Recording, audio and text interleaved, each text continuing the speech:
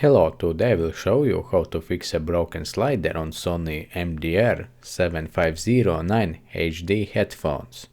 This is a common problem with many headphone models, where the adjustable headband part gets damaged. Unfortunately, for most manufacturers this part is not available for purchase separately. That's why today I will show you how to fix it easily so you can use your headphones again without spending money on a new pair. If you have any questions while watching this repair video, feel free to write them in the comments below. Now, let's get started.